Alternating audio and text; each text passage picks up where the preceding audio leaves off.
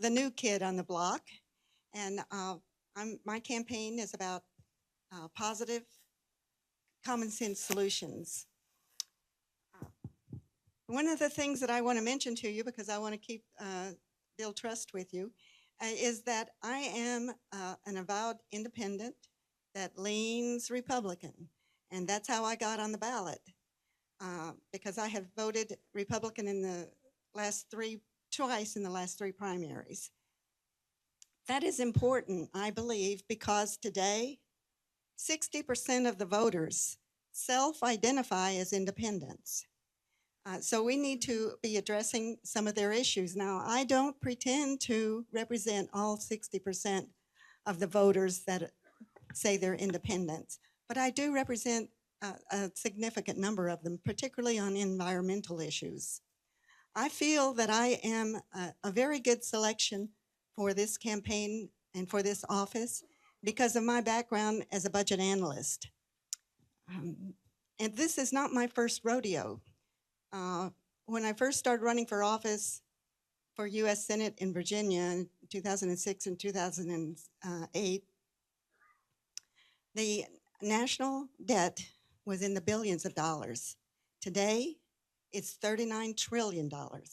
We need somebody in Congress that pays attention to balancing a budget. And there's only three ways to balance a budget. One of them is increasing the revenue, the T word. The other one is cutting the budget. And the third one is to grow the economy. It takes all three of them done at once. But I favor growing the economy. And my campaign with Positive Solutions is about doing that. Primarily, it's about reducing our dependence in the demand for fossil fuels.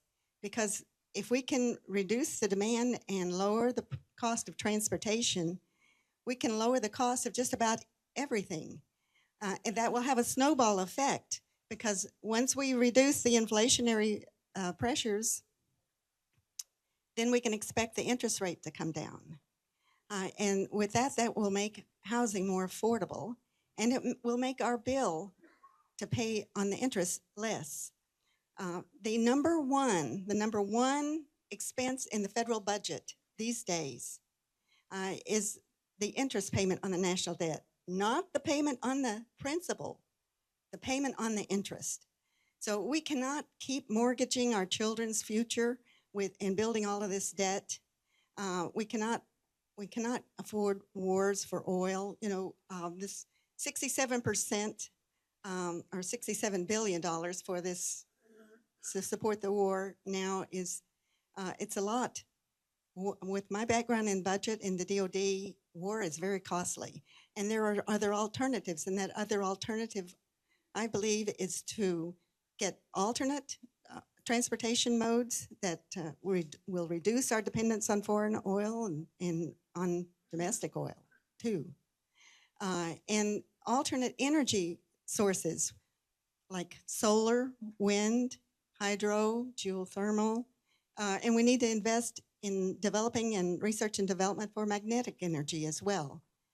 But I made a mistake the first time I ran for office, and I like I'm doing right now, I was throwing out a lot of facts and figures, trying to, convince everybody to come in and support and vote for me. And I didn't talk a lot about myself because I thought it was kind of egotistical. But candidates have to have a good, strong ego to run for this office, or to be a candidate. So I would like to tell you a little bit about myself. I'm a country girl. I was born in the foothills of the Ouachita Mountains in Arkansas. And when I was 4, my parents split up, and my mother and my little sister and I moved in with our grandparents, Grandma and Pa Sam. And when I was 12, my mother married my teacher. She remarried and married my school teacher, and we moved to Oklahoma. So I spent a greater part of my adult life in Oklahoma until I was about late 30s. I had 3 children, got married and divorced, and I went to school at night. I paid for my own education. When I got a divorce, I was making about $3,000 or $4,000 a year working for the government, And my husband then was making $8,000 a year. I was making 3 or 4,000 a year, not a month. I'm sorry. Anyway, I went back to school to be able to prepare myself for a better job, and I did. Whenever I retired from the government in Virginia, I was a 15. And I'm also a veteran. I want you to know that I'm a veteran. I'm also a Rosebud. My mother was a Rosie, and she worked in the munitions factories with her 2 sisters. That's where I got my sense of patriotism, and spent 23 years in the Air Force Reserves. I could go on and on, but that's a little bit. I have 3 children, 4 grandchildren, 1 great-grandchildren. They're all over the map. 1 grandchild lives in Maryland. I've got 1 in Oklahoma, 2 in Washington State. So I'm looking forward to meeting you all and meeting the ones I haven't met yet. And I'm hoping that you all will support me in this election. All right, do we have somebody from the Charleston GOP? Are we ready? Where's the first Charleston GOP person? Question. Yes, sir. Dennis. Could you come up here and use the microphone for people in the back? Which mic's not working? This is fine. Both This of them works. are all. Okay. Good evening, and thank you for being with us. These questions were asked throughout our audience, and so I'm just going through here and answering questions that they had for you. Question number 1, do you support closing our primaries in South Carolina? Closing the primary? In South Carolina, correct. By that, do you mean not letting independents on the ballot?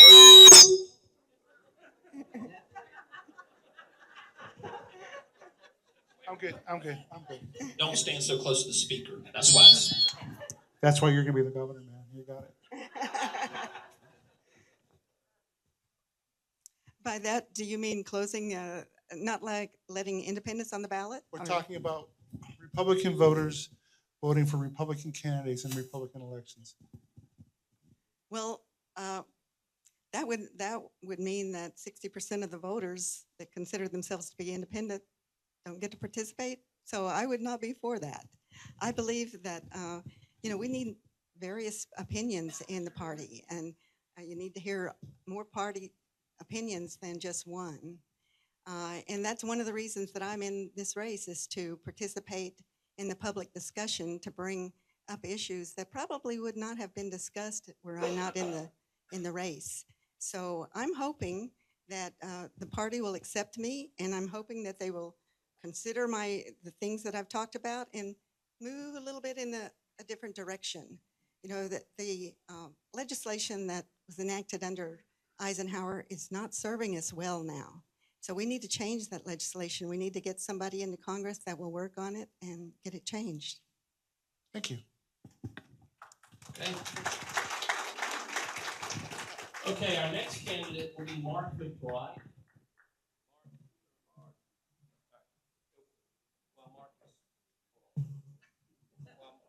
There we go. Well, before Mark starts to speak, one thing we didn't do, and I looked out in the audience, and I'm seeing a number of elected officials at the local, state. I see our future Congresswoman. I think she's in the very back, Jenny Honeycutt, waiting in the red. Cindy, your mom says there's a seat up here by her.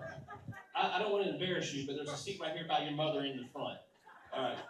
But also, see, we got our Sheriff Carl Ritchie as Representative Boothface, Representative Department. If you're an elected official, I'm going to leave you off. Stand up if you're an elected official. Raise your hand if you're already standing, so people can see who you are. Thank you for serving. Mark. Thank you, Governor. Has Russell made it yet? Is Russell here? Yeah, that was a good trick. Come in a few minutes late and get to be the last one to close us out tonight, but that's all right. I'm Mark McBride. I used to be the mayor of Myrtle Beach. How many of y'all remember in 2004 when I ran for the U.S. Senate? Do any of y'all remember that? No.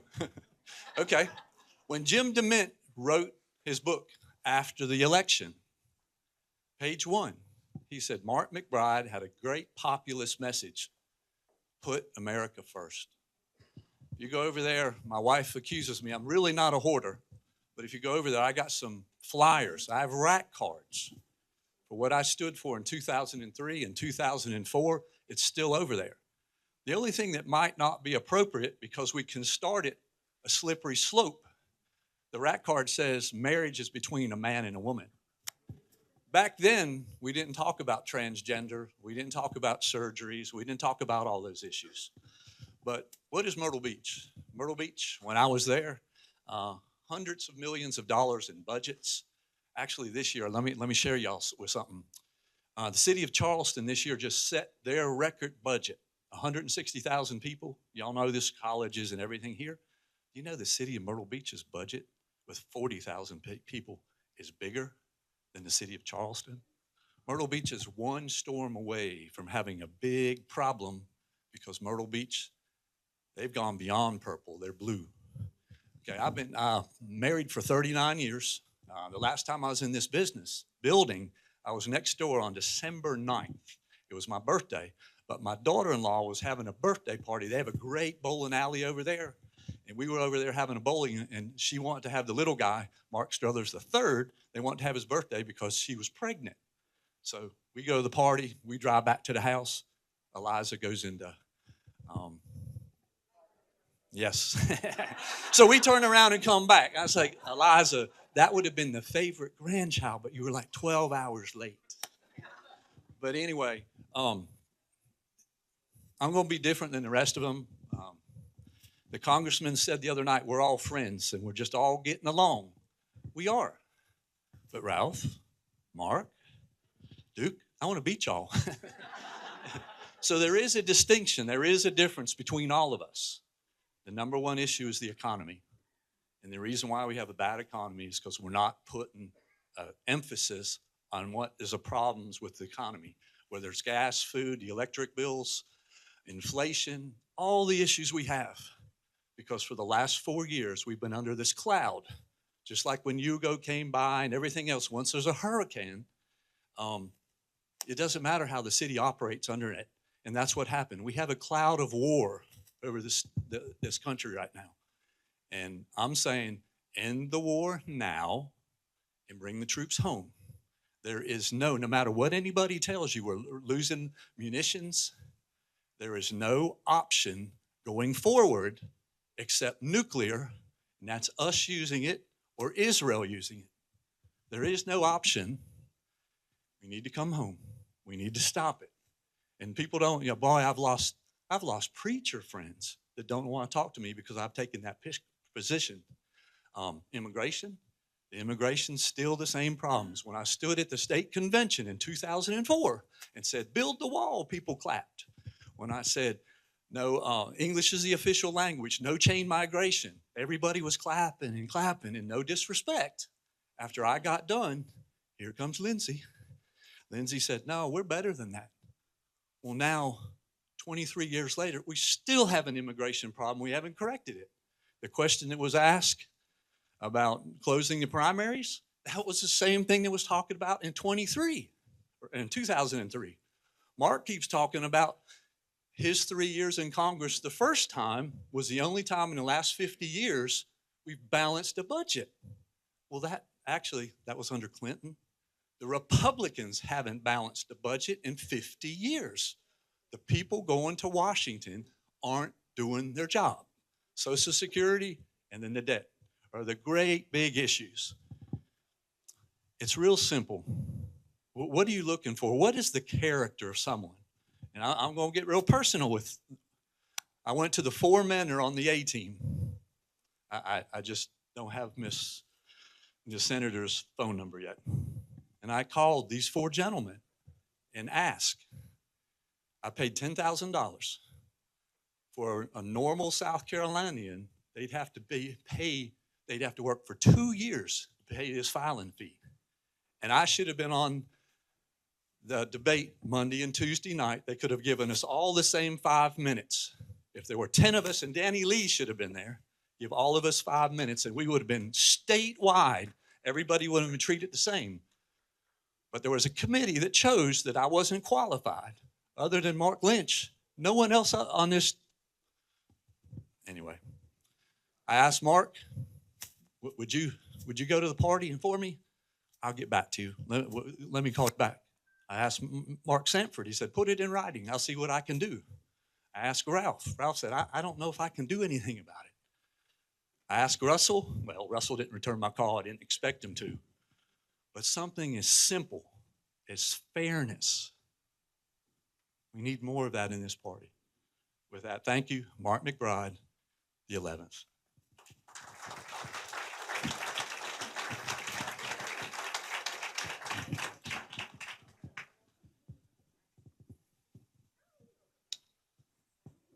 Alan, I'm a fast learner, so you have to wait for the speaker this time. Next question. We conservative emphasize that successful immigration requires assimilation and a strong understanding of American history, values, and civic foundations.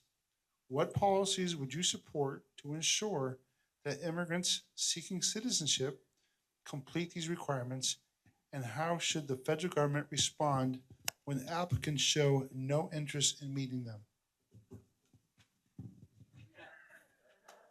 We're a melting pot. If you don't want to meld into the pot, then we'll get you a trip home. You know, you can't come here and bring your culture within the confines of the country and be who you were there. If you come here, you become an American. You learn English.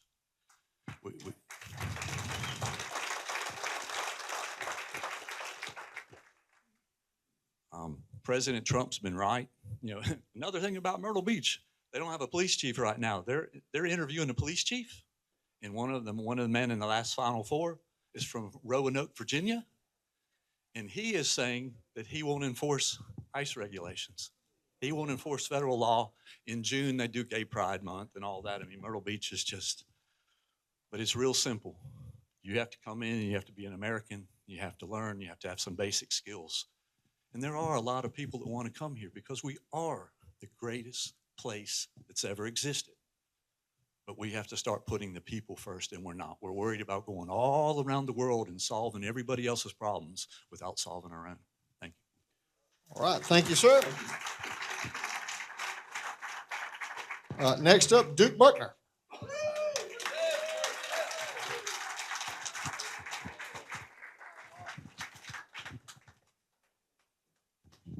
Good evening, Charleston. Good to be back in the Low Country. There are a lot of new faces, and so for those who don't know me, my name is Duke Buckner. I'm from Walterboro, right down the street in Colleton County.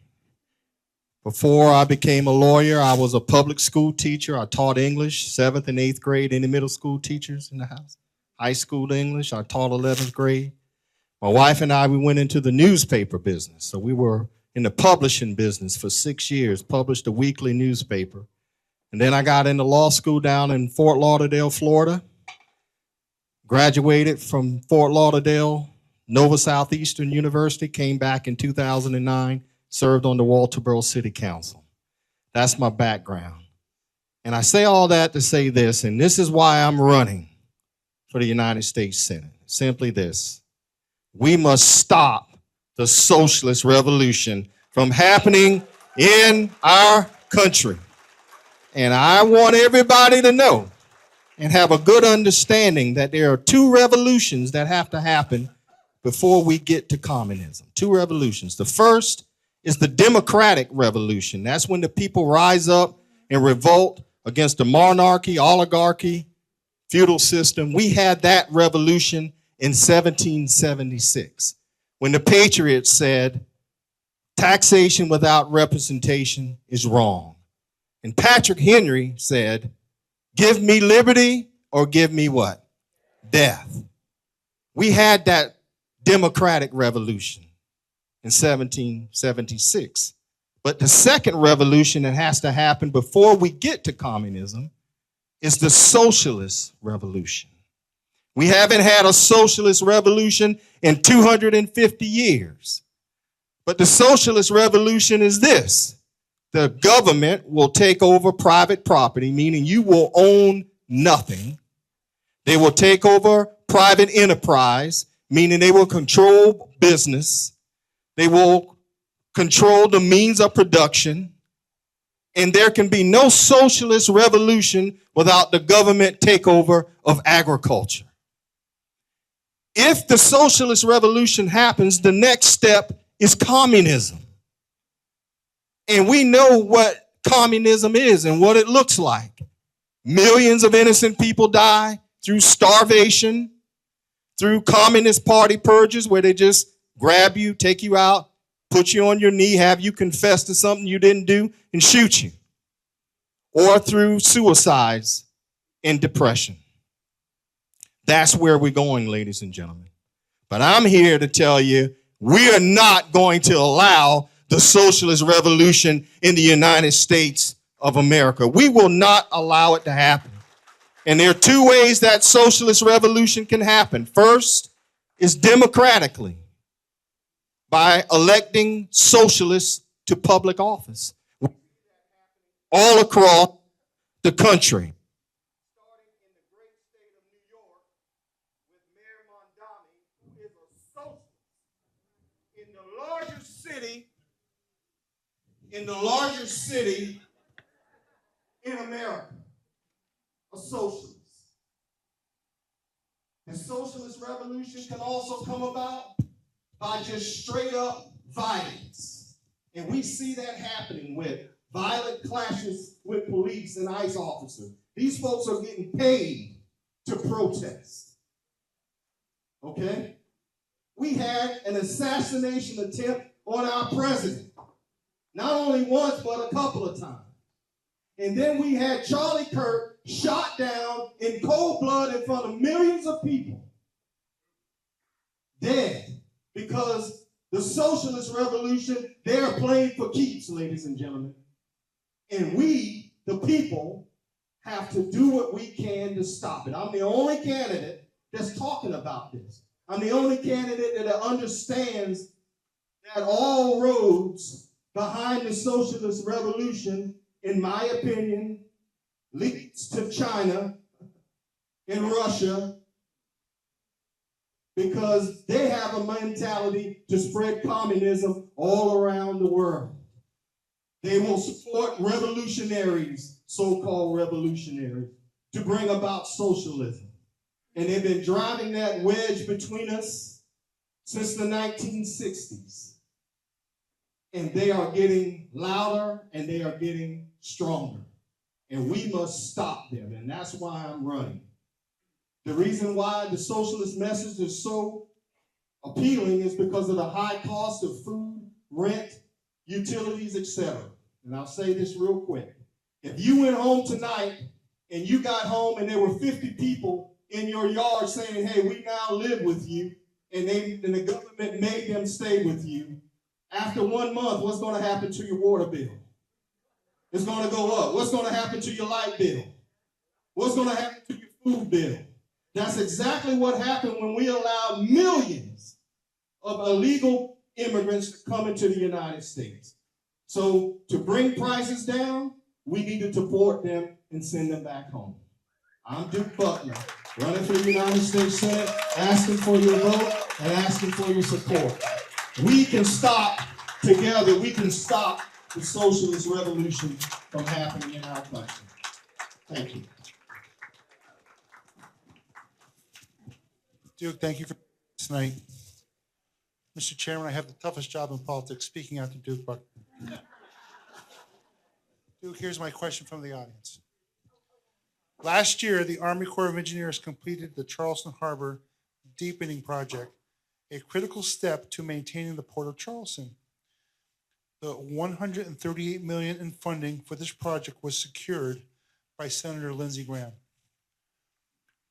How would you work with the White House to put South Carolina first?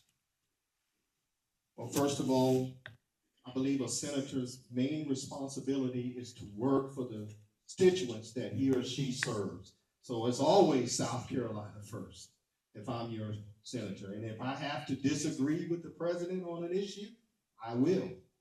And one of the issues I disagree with him with is allowing China to buy farmland in the United States. That is wrong. We cannot allow China to get a foothold in the United States. And let me tell you why. They have a long-term view, a long-term strategy. Today it's a few acres, tomorrow it's a few more, a few years down the line, and before you know it, they're controlling the food supply in America. And when they control the food supply, they can control you. So that's why we cannot allow that to happen. I will do everything I can to work with President Trump. I support him on everything except that one issue, because I know what the communists are trying to do. And we can't allow them to get a foothold of farmland in our country. When I get in Congress, one of the first pieces of legislation I'm going to propose is that there are no foreign nationals can buy land, buy a house in the United States. That should be for citizens. Put a moratorium on that until we can get the situation figured out. We are citizens of America, and those citizenship comes with benefits. But folks are coming over, free food, free housing, free rent, free everything. And that sounds very palatable. But at the end of the day, who's paying for it? We are, through your tax dollars going out. And so I'll close with this. Words of our good Lord. He said, I didn't come to bring peace on earth, but division. In a house, there'll be 5 people, 2 against 3, and 3 against 2. A mother against the daughter, a father against the son, mother-in-law against daughter-in-law. That is happening right now. We have to talk to the younger generation and let them know that the socialist message ends in death and destruction. Work hard, study, save your money, and invest, and you can have the American dream. It's still attainable, but we have to work and sacrifice in order to get it. Thank you. Thank you, Duke. Thank you. All right. Our next candidate will be Mark Lynch. Mark, come on up.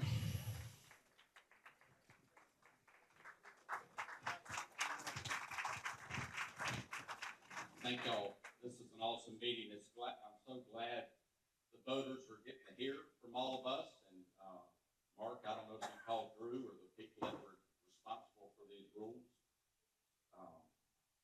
I'm a candidate and I'm trying to beat you, but we got to live by the rules that are in place. But anyway, I'm Mark Lynch and I'm running for the United States Senate. We entered this race over 2 years ago when God called us and people in our community recognizing us as the leader and being a smart business and so on. They asked us to run in this race. I'm from Greenville. I'm a lifelong South Carolinian. I took over my father's business, bought into it in 1985, and grew the business 35 times over the last 40 years, debt-free. I understand budgets and zero-based budgeting and light item deletion of things that we cannot afford, because we can't print money like the government. When we don't have the money, we have to work with what we have. And in 2020 during COVID and back in 2006 when we had a Great Depression and $300 billion was stolen out of the stock market, we didn't fire anybody because we have a good line item budget. We had to watch overtime, but our business dropped 30% like it did across the country, and we survived through that because we're debt-free. Good place to be. So back in 2014, I met John Guandolo.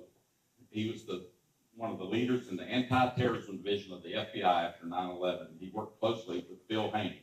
We had him in our chapel at our company because we have a big enough room that will seat like 120 people. And he came and I heard what he was talking about with the Islamic infiltration in America, and our chins were on the floor. I started serving him and working with him and became the chairman of his board of his company in Dallas. He led the anti-terrorism division of the FBI with Islamic infiltration in the Congress and in the military and in Homeland Security. His best friend, Phil Haney, was later murdered after Obama kicked him out of government. And he wrote a book called See Something, Say Nothing. and he was found shot dead. One of the last videos he produced is called Enemies Within the Church with Trevor Loudon and a lot of people on our team. And so leading educational seminars about that, working with police and sheriffs and FBI and SLED all over the upstate, and training these officers on the Islamic infiltration and how to deal with it at the local level. I got to meet a lot of people in the House and the Senate, the State House, and I was asked to run for office. And I ran for state Senate seat in 2020 and almost won. I lost by 5%. And that was COVID. We couldn't knock on doors and get our name out there. There wasn't any events like this held anywhere. And we formed the United Patriots Alliance. We started doing work from the outside, getting rid of bad bills in Columbia, fighting to get the state open with Henry McMaster, fighting the police and OSHA and DHEC in our business, because every business is essential. We're not going to be shut down. And nobody was paying attention. Abortion clinics were open, but small businesses had to close. Big box stores could stay open. Churches had to close. Abortion clinics got to stay open. The liquor stores, we fought from the outside and won, and we're not winning. In business, I have to go and win every day, or we go out of business. We have to deal with things as they come up. We don't get to have a filibuster. I'm against the filibuster, nuke it. I'm against a guy like John Thune. I was the only guy that said I won't vote for him. It's time to remove him. And I hate that we have to have a say back. That's a symptom of front gates not being managed properly. Duke talked about it. We have 90 million aliens in this country. 50 million of them were given citizenship, and we're paying for welfare for 70% of those 50 million. We have another 40 million with this invasion that's happening in America. And who are they? They're terrorists that are coming in here. I know that because I work with the top security council in the country. I'm endorsed by General Mike Flynn. He's on our board. We are having serious conversations since 2014, trying to figure out how do we do this stuff. And it's happening because we're not winning in Congress. We have guys that are career politicians. We don't have successful businessmen that know how to do some of this stuff. My life verse is John 15:13. There is no greater love than he that's willing to lay his life down for his friends. I'm an ordained deacon, and I understand that, and I'm willing to sacrifice my life for this cause. We've got to have a candidate to meet Dr. Andrews in the general election that has the character like a deacon has to qualify to be an ordained deacon. We can't compromise anymore. This is serious business we're talking about. Our country is flushing, and we're being attacked. One of the countries, like Duke brought up, is China. China has declared war on America. Why are we working with China? Right? They declared war on this country. They're bringing fentanyl in through Mexico, cooperatively working with Mexico, and they're murdering 70,000 Americans a year. We lost 58,000 in the Vietnam War in 10 years. We're averaging 70 million being killed from fentanyl. And nobody's talking about the wars right here at home. Nobody's talking about the Islamic invasion into our seminary schools in Dallas and every business and in healthcare and in the military and all these areas. I'm talking about the tough stuff that'll get you killed, like Bill Haney was murdered. We're talking about the stuff that's serious about this country. We got to have a fighter that's tired of the same old things with the good old boy system in D.C. and bring somebody in that's not a career politician. I appreciate your vote. I pray that God will put the person into this job that's under his will, and that's who I want to win this election. God's will.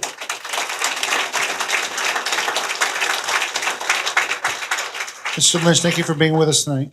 Thank you. Here's my next question.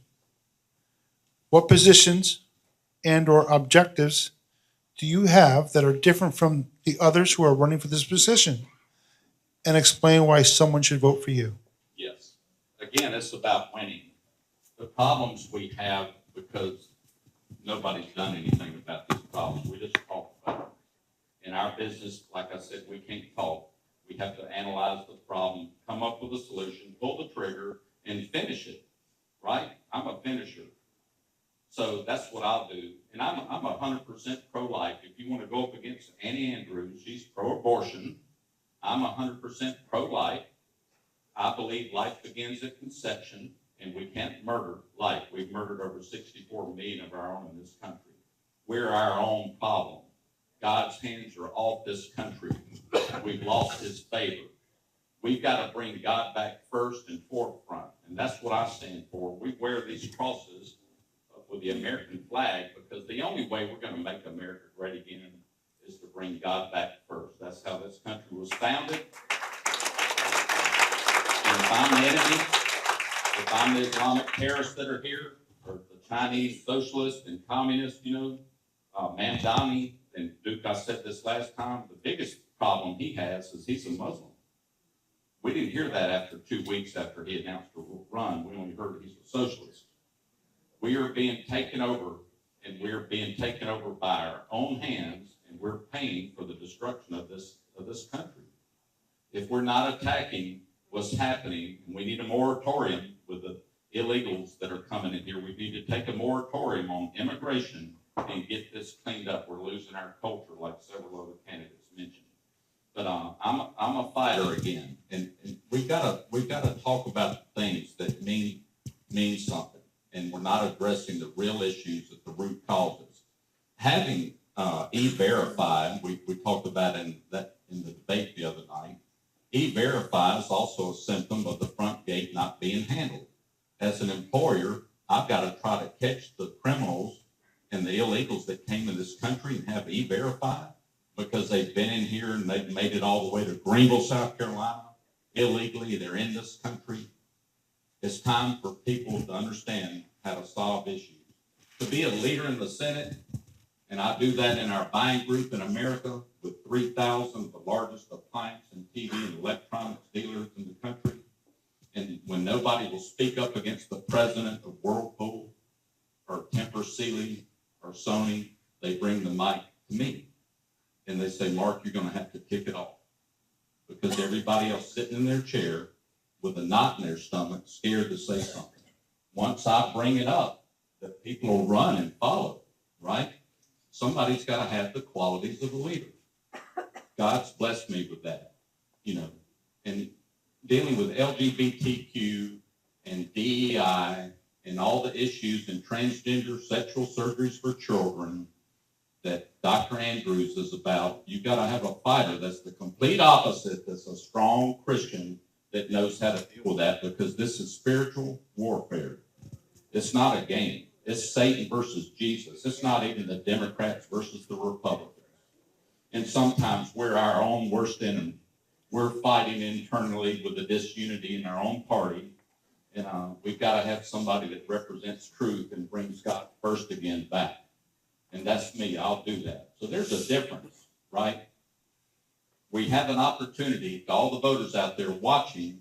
You can exercise your rights and your authority of term limits. We can get somebody in that's never been in office that'll fight for you and understands who his boss is. It's y'all.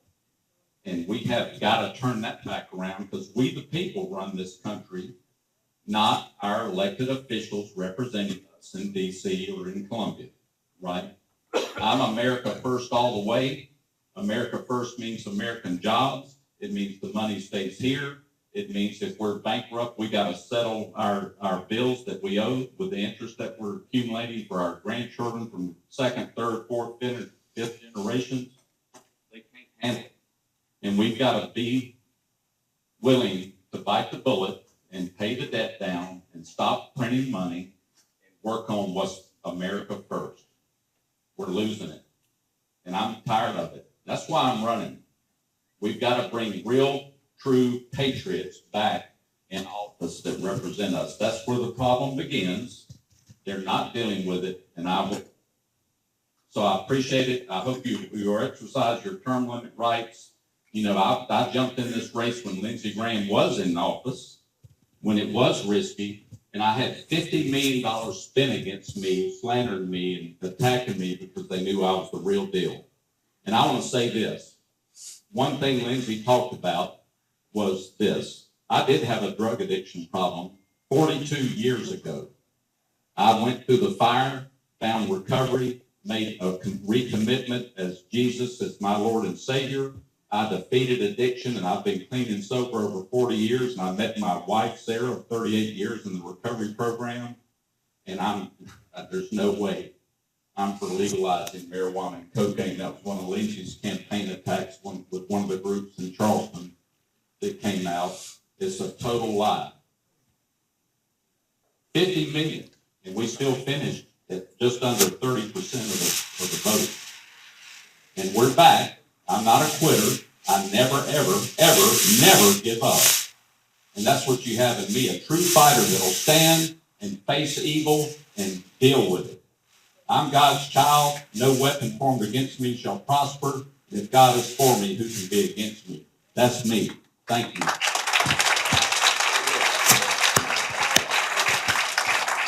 All right, next up, Congressman Ralph Norman.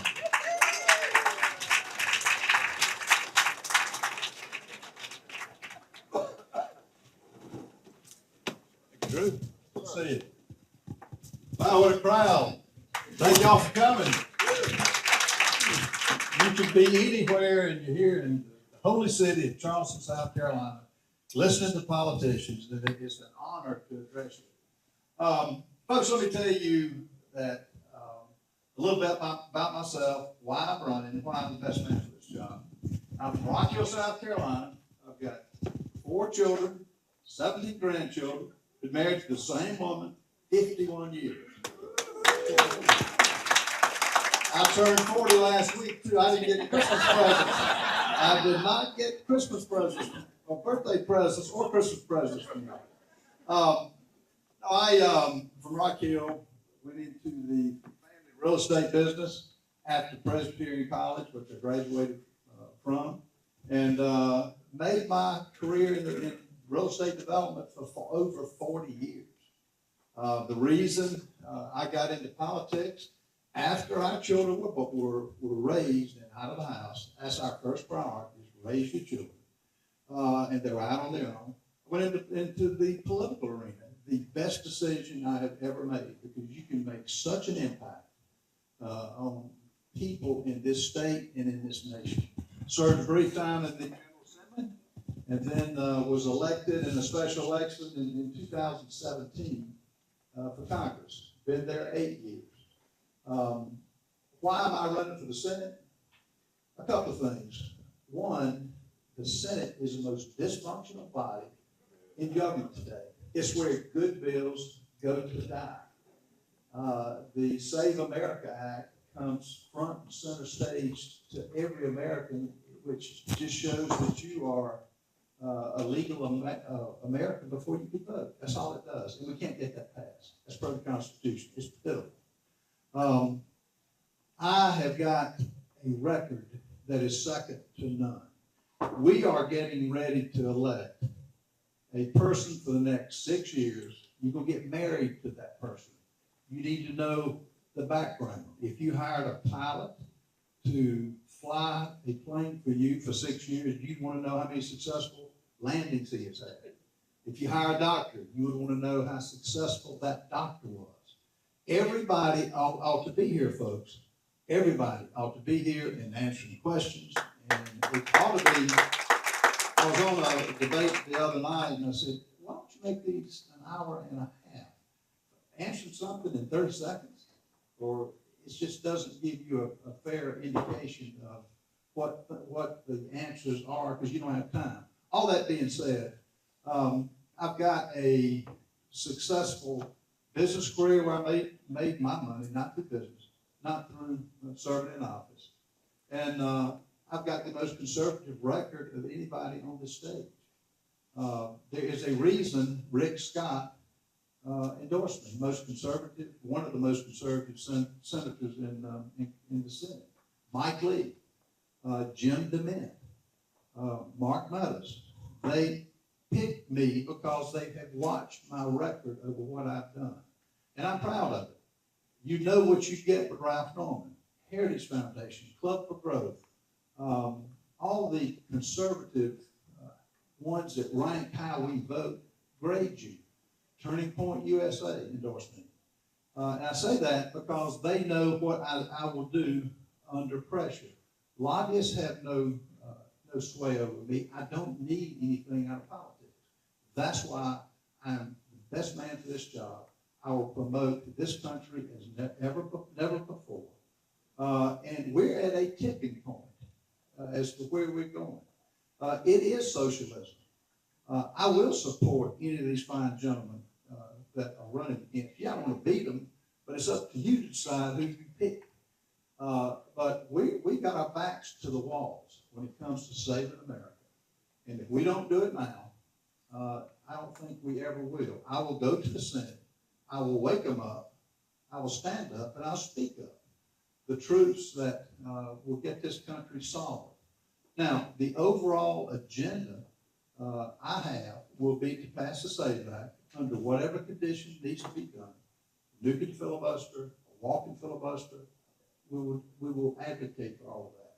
Overall, the American First agenda, which is strength, military strength, peace through strength, getting our national debt under control, not spending more than you make. We have to do that. And I'm the only one that's got a conservative record that you can look at. I'm the only one that is being endorsed by every conservative group. And folks, really, I'm the only one that has got the courage that I showed when Dr. Fauci, who is testifying today, if you haven't seen him, you ought to go listen to him. I stood with the frontline doctors. It was a hoax the whole time. The doctor said that. And I was, out of 435, I was the only one that stood there. I tell you that because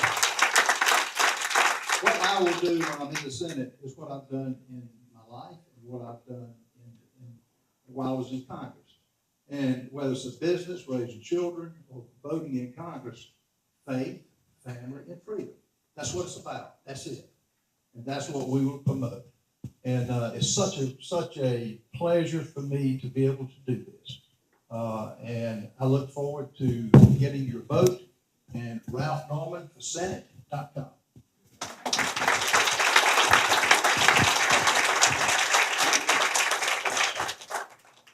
Mr. Norman, thank you for being with us tonight. The next question from our audience is, what is your plan for having infrastructure keep up with the tremendous growth that has occurred? You know, infrastructure is something I know something about. Because I'm a developer. We buy property, we put in water, sewer, infrastructure. I will be all for infrastructure. The growth that's coming to South Carolina is going to be unheard of. Now, it's got to be managed growth. And the thing now is it's got to be smart. And we're going to have civic involvement from every community before you just give a subsidy to somebody. Here's what I will look at with infrastructure. I will make sure that the money is going exactly where it's promised, not just doled out. And I will make sure there are offsets from Congress. The Doge Commission, as an example, pointed billions of dollars of waste, fraud, and abuse. And I could give it to each one of you sitting here tonight. And you'd say, that $100 million that went to walls for Libya, it doesn't make sense. The fish hatcheries in the Pacific, it's ludicrous. But politicians, both Republican and Democrat, have done this kind of insanity. So anything ought to have offsets. The Doge Commission was $9 billion as a teardrop in the ocean. That's all that was. We got so much opportunity to cut the waste, fraud, and abuse. I will look for that. And I will come to each one of you in your different communities as a senator, calling attention to why I want this particular project financed, how the money is going, and equity buy-in from the communities. I think makes sense. I'm not for piling debt on 40 trillion and higher, but infrastructure is in my wheelhouse, and we're faced with a mountain right now of interest that exceeds our military budget. That's what we're facing. That's the reality. So I will advocate for smart growth, quality growth that stands the test of time, and I look forward to getting active with each one of you in the communities to get buy-in. God bless each and every one of you. I'm Sam Shepard.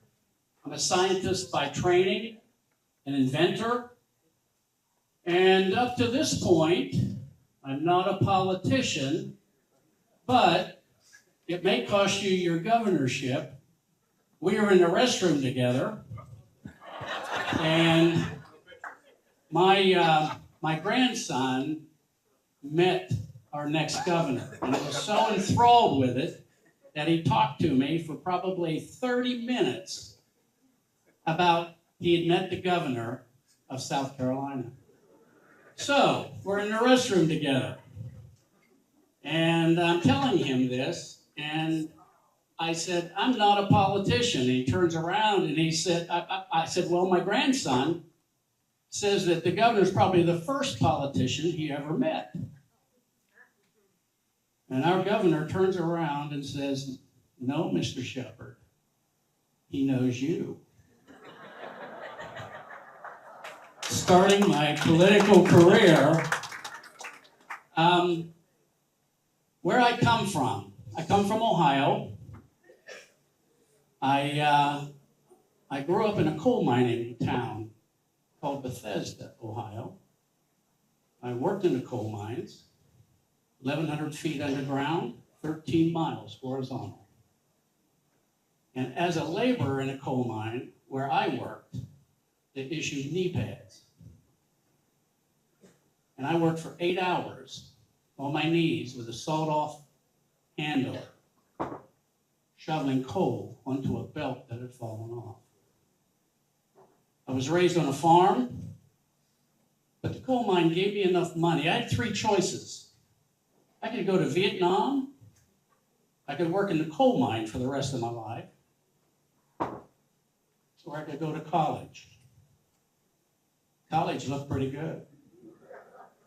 So I worked in the coal mine, got enough money, went off to college, and I ended up with undergraduate degrees in chemistry and physics, a bachelor's in chemical engineering, went to work for Union Carbide, specialized in nuclear engineering.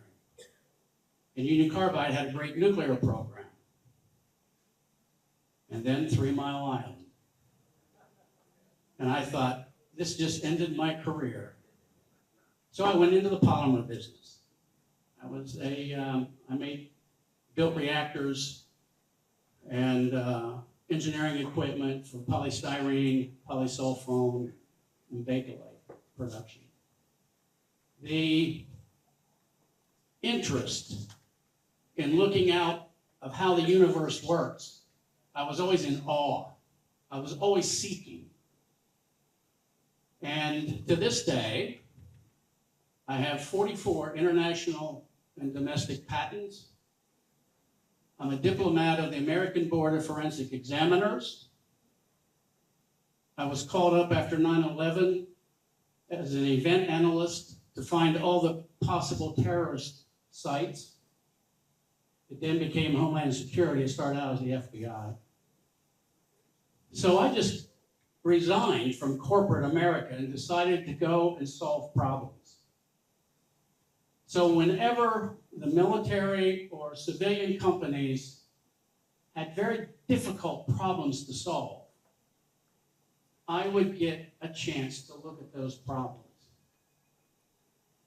So in 1984, I worked for a company called Air Products. From 1984 to 1988, I was a lobbyist. They sent me to Washington. And Elizabeth Dole, I don't know whether you remember her or not, she was the Secretary of Transportation for Ronald Reagan. She and I had several sit-downs on the development of what's called HM 181. It's a hazardous materials regulations. And I know how lobbyists work. And the reason I got out was because I didn't know whether my liver was going to be able to survive this. So I left. I wanted out. So I got back to Air Products, and at that time, we would develop products, and they would come down. It would take a year for that product to finally go through all the paperwork and studies, from shipping, marking, labeling, packaging, LTL. So I developed the very first artificial intelligence system to interpret federal regulations. And it cost 7 people their job. So I know how it works. 1991, 1994, I was on the Lunar Outpost Commission for Earth to Moon to Mars. Now, what can I do? I have a tremendous ability to think critically, to work through problems that nobody else wants to address. I would use the scientific method. And one of the worst problems I solved was in 2003. I was diagnosed with incurable bone cancer. I was a dead man walking. I knew it. And I was kept alive through phlebotomies. And I'm going to tell you at this point, you can read my entire story. And Air and Space, National Geographic is doing a documentary on my life. It'll air in March of 2027. But I can solve the problems. Vote, please. Send me to Washington. My name is Samuel Shepard.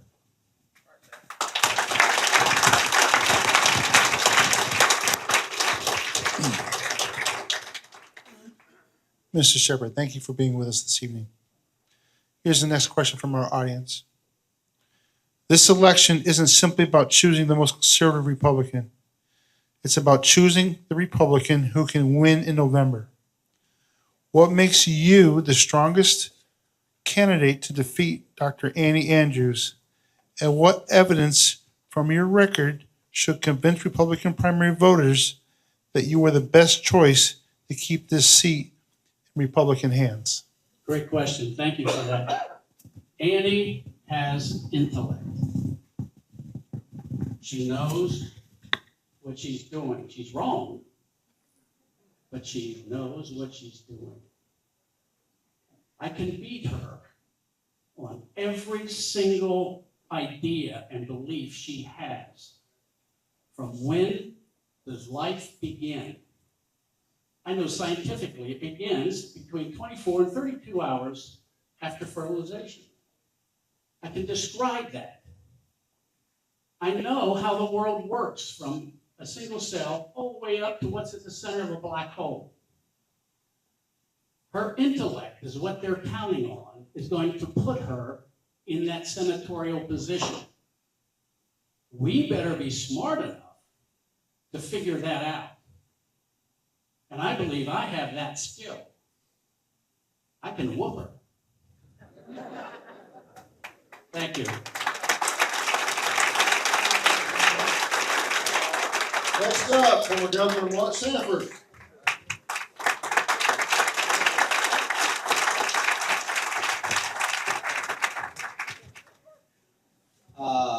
I'm Mark Sanford. I've represented you all as governor. I've represented you in Congress. More significantly, over the last 6 years, I've built a logistics business. I'm a dad. I'm now a granddad, for those of you who don't know. This was about 8 weeks ago. If I was to boil this race down, I'd boil it down to the teammates that I work with in the logistics business, and then boil it down to our 4 sons and our grandsons. Because if you stop and think about it, and you look at the numbers are fairly conclusive.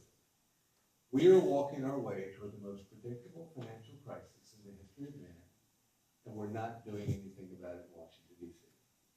If you look at the numbers, and I want you to think about this, we're going to add $1 trillion of debt to the national debt over the next 100 days. $1 trillion.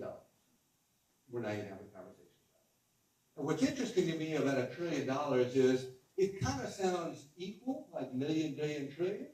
But I want you to think about these numbers. If you stacked up $1 million, it's about 3.5 feet tall, $1 million. If you stacked up $1 billion, it's about 0.67, about 2 times around the high school track, a little over half a mile.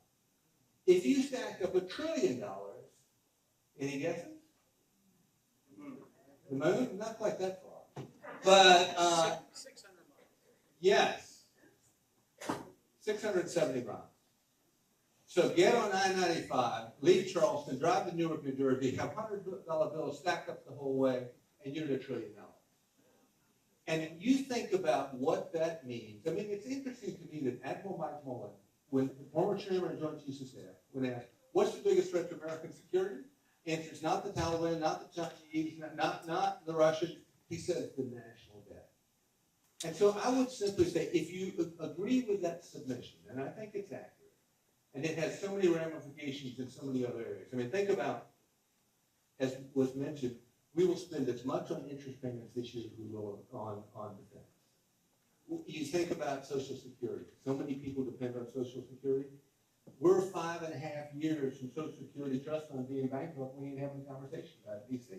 We're 6.5 years from Medicare being bankrupt according to trustees, and we're not having a conversation. I mean, it has a lot of ramifications, whether in transportation, infrastructure, social payments, defense, ability to project force around the world, a lot of different implications. But the question then is, okay, well, how do we do something about it? And it was interesting. I went to the Capitol today, and we got a couple pigs from Greenville and talked about what happened 22 years ago when I went to the Capitol with a pig underneath each arm and held a press conference saying, wait, y'all cannot put pork barrel spending ahead of what is constitutionally mandated because we have a constitutionally required balanced budget in South Carolina. And yet what had occurred in that particular instance was before we came in, there had been a $155 million deficit that had been swept under the rug such that we had an unconstitutional deficit. And so, we had all kinds of meetings with the legislative body. We came up with a payment plan. Hey, if we pay $50 million a year for 3 years, will y'all not downgrade our credit or ratings? And they agreed, okay, you'll codify, okay, we'll do that. Turns out the numbers blipped up and we had the ability to pay that debt off that year. And it was that point where we got a little bit of wrestling match with the legislative body, and ultimately we got to within $16 million. $16 million. They said declare victory and move on. And I said I'd like to. But I put my left hand on the Bible, I raised my right hand, I swore to uphold the Constitution, and it doesn't say horseshoe. It didn't say get close. It said a balanced budget. And we're going to set precedent for the next 100 years on the sanctity of our balanced budget requirement if we simply look the other way and let this thing slide. And they said, look, we got to do what we got to do. We're just going to override Jim's law. I said, all right, you got to do what you got to do. Then I got to look for, I got to do what I got to do. I got to look for some more colorful way of raising what is fundamentally a constitutional issue, the sanctity of our balanced budget requirement. And therefore, the big came into the picture. And what's forgotten about that story is the 9 months that led up to it, a whole lot of negotiation, and what happened afterward over in Senate Finance is they found the money, closed off the money that was short, and forever protected the Constitution requirement in terms of balanced budget. I say all that simply as a prelude. If you have a problem in D.C. with spending, don't you think it's probably wise to send somebody who spent a lot of time on that issue? I mean, our record, I can give you all the records in the world. Cato Institute rated me the most financially conservative governor in the United States of America, National Taxpayers Union, all those different groups. But look at the proof in the pudding. In the 8 years that I was governor, we held a line as no governor has before or since. That didn't happen without a bit of scraping and fussing, all that stuff. That goes with politics. But the result was real to taxpayers' pocketbooks and wallets, and it's material. And I think it's needed more than ever right now in Washington, D.C. And that's the reason I've gotten into this race. Because it's tied ultimately to something a whole lot bigger than numbers, and that is, how do you afford all the dreams that go with life? Can we sustain the American dream, the American way of life? Not if we don't get the numbers right. Because the average age of, for instance, home purchase today is 59 years of age. 15 years ago was 39 years of age. It's literally slid backward 20 years over just 15. I see my time's up. I'll call it quits. But I would ask for your vote and your prayers, and so nice to be with y'all. Some of the old friends for many years. I see Charleston County. I see a lot of spots. It's great to be with you. Thank you.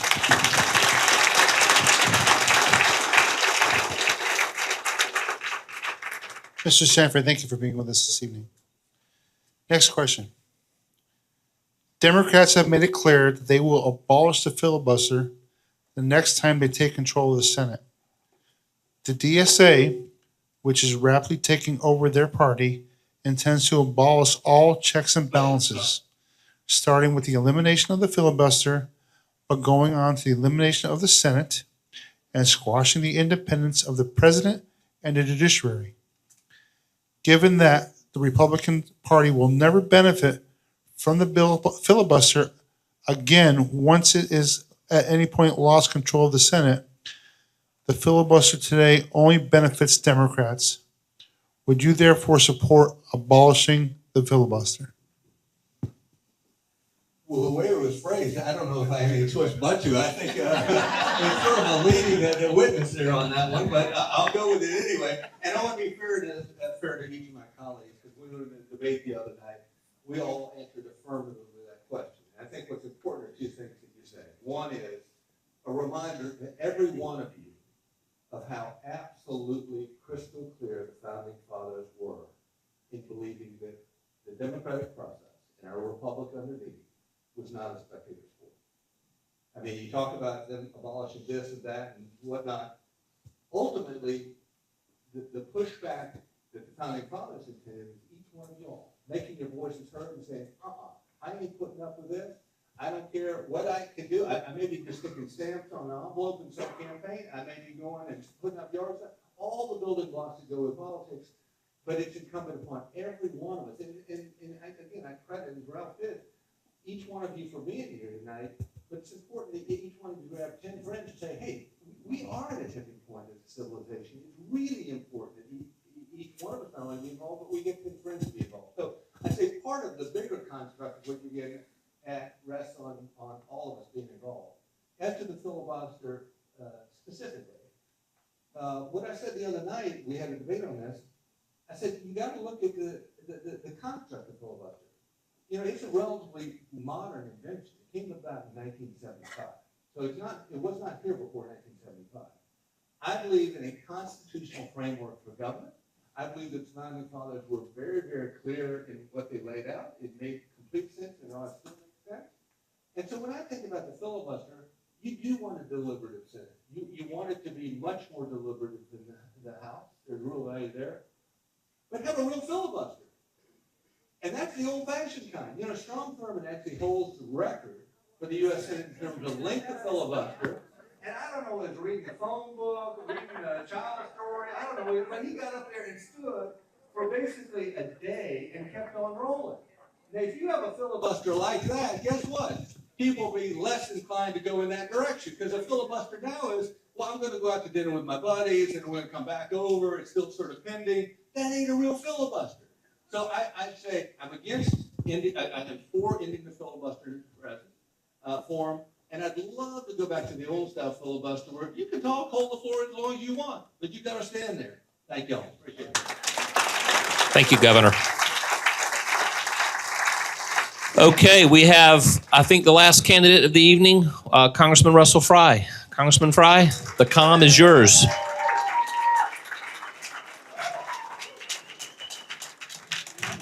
What's up, Charleston? How we doing? Right. Come on. First, I want to do some pleasantries, if I can, to the state party and to our next governor, Alan Wilson. I did the governor's forum in Florence, and they all suffered through it. Now he's doing 3 stumps for us, all running, and so I guess payback, right? I want to give a shout out to the men and women who are running in this race. It takes a lot. You know, you're zigzagging through the street. So selfishly, I want to win. But for the people who step in the arena, thank you for jumping in this discussion. Let's give them a round of applause. And most importantly, to the wives.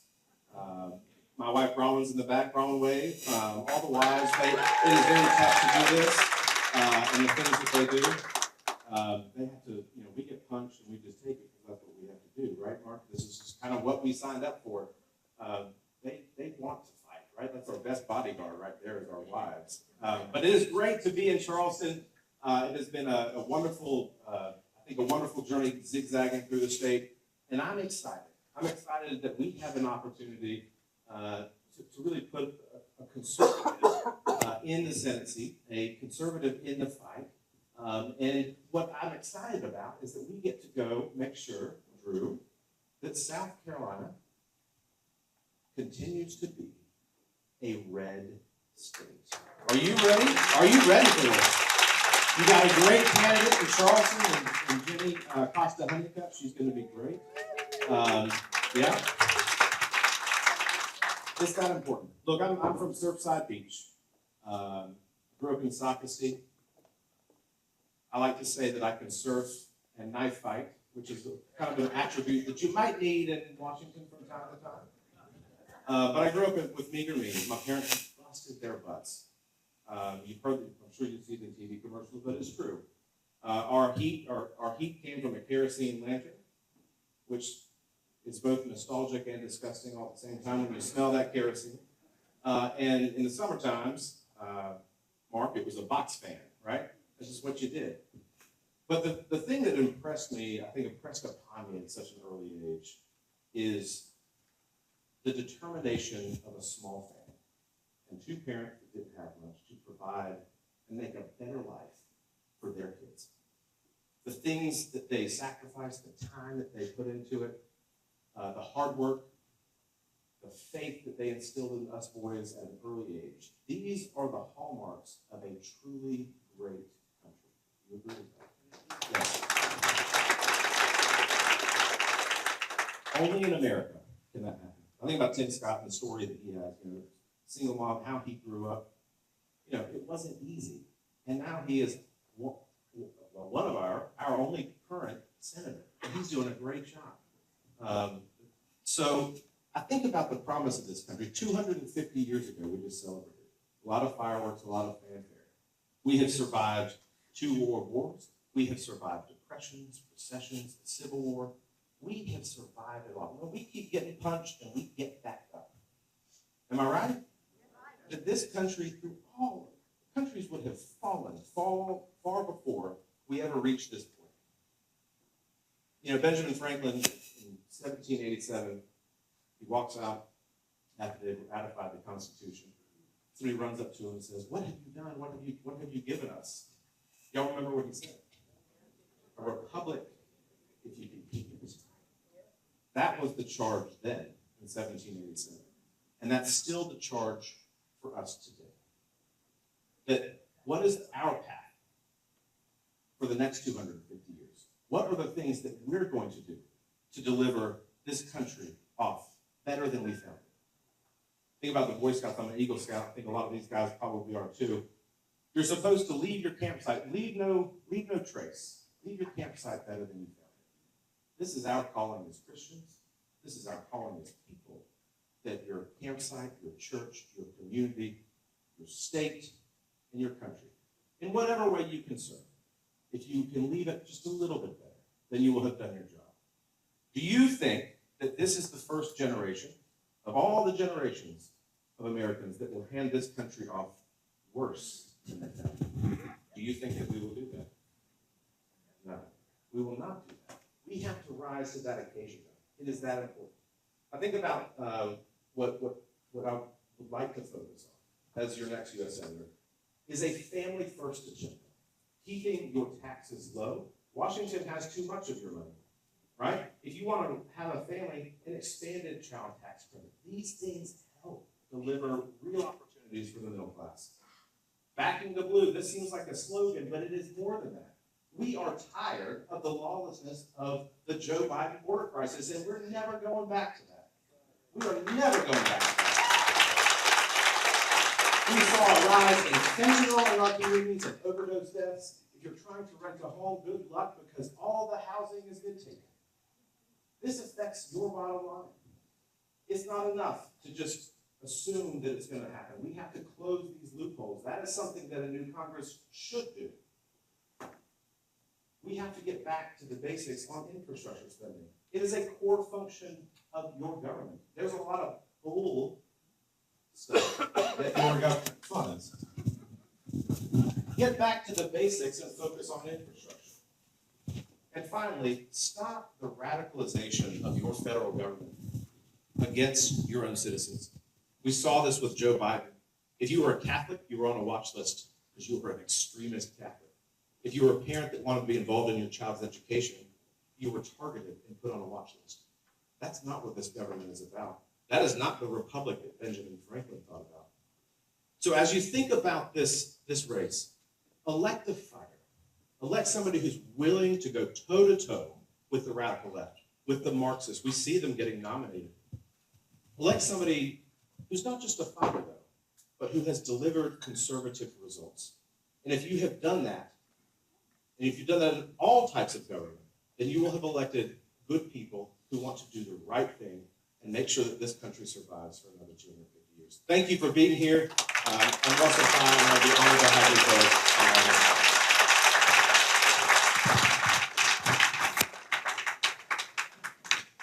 Mr. Fry, thank you very much for being with us this evening. Here's the last question from our audience.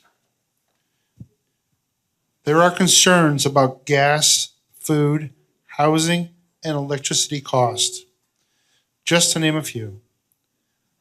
How do you plan to address all voters who carry these fiscal fears and still explain why capitalism...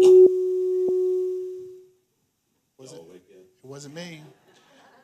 Why capitalism versus communism is better? Great question. Great, I guess, double question. So the first on the policy, how do you wrangle with energy production, the price of gas, and food?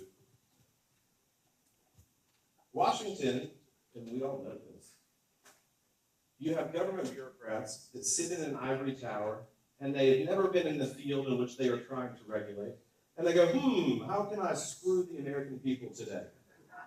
That's really kind of what happens when you boil it down. Think about this for a second. That if you want to build a power generating facility, that the concern is more about the spotted mollusk or striped salamander than it is about producing affordable energy for you. Do y'all know the term VC summer? I'm sure a lot of you, if you don't, you should. It was a 4-letter cuss word a couple years ago. The malaise and the fraud that came out of that, people went to jail. But a big culprit of this was the endless delays that you have to do to produce your first little bit of energy. Get the government, and this is actually strangely bipartisan, by the way. Get the government out of the way and the duplicitous nature of our regulations. It's strangling our ability. China's putting up a nuclear plant every month, a coal plant every single week. And it takes us 7 to 10 years to do the same. It's crazy. Oil and gas, the same thing. It is, thankfully the Trump administration has gotten this right. We outproduce right now both Saudi Arabia and Russia combined on oil and natural gas. That's a huge hallmark for energy independence for this country, but we're not done yet. We're not done yet. And again, when you go back to the farmers, this all comes down to energy for them too. How do you think their machinery gets powered?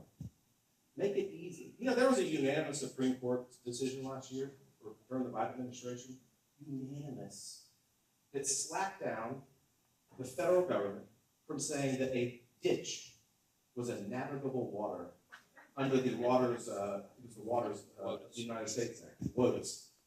That a ditch, like you could canoe in this thing, right? You just row it. It took a unanimous Supreme Court to state, well, we already all know, but what that would have done was subject your farmers to punitive regulations. Slap them. Protect the family farmers. So these are all hallmarks, I think, of a deregulatory agenda that provide upward mobility. Who thinks that their power bills are too high? Who likes paying a power bill? Okay, all right, we're in the right place. So decrease that. Who thinks gas is too high? Everybody. Who would want a long-term solution led by American production of oil and natural gas? Is that what you want? These are great. Socialism is dangerous, and we know that. History is our guide. Is there a single country that has adopted socialism that has survived? Venezuela used to be one of the most prosperous countries in South America. And when they come in for promising the moon, what happened? You destroyed their democratic institutions, and you destroyed their economy. Cuba, the same thing. It doesn't work. I had a young person the other day, I think we were in the Stump in Lexington. He said, what's the biggest challenge that we face? I said the biggest challenge that your generation faces is how to wrestle with this flirtation with socialism. If you look at polling, the younger generation is kind of split on what this is. And so for this young conservative, I said, your challenge is to confront with ideas, how ideas work. So talk it out, right? Have these debates when you're young in school. It's that important. Capitalism works. It is the only mechanism that has provided upward mobility for somebody like Tim Scott's mom, for somebody like my parents, for like your parents, and how you grew up. Capitalism has led to that. Capitalism has led to the freest, most prosperous country this world has ever seen. So embrace it. Sell the success to the next generation. And if you do that, you're going to beat back radicals like the guy from Michigan that just got nominated by the Democratic Party. Are y'all ready for that in November? All right. But thank you for the opportunity to be here. Thank all these candidates for sharing the stage. We've been running and gunning. Ralph, we've been all over the place. Elaine, it's good to see you. I gave you all a shout out earlier. Elaine's a wonderful lady too. And so thank you for the opportunity to be here. We'll see you at the polls on August 11th. Thank you.